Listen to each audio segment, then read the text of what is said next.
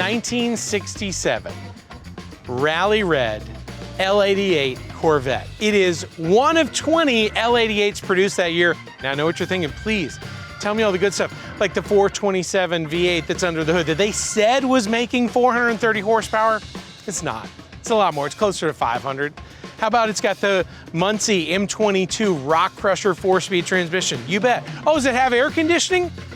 Of course not. It's an L88. You don't get air conditioning because you got speed, you got style, you got power. And someone is going to be lucky enough to take this bad boy home when it crosses the block at Mecum Monterey, August 2025.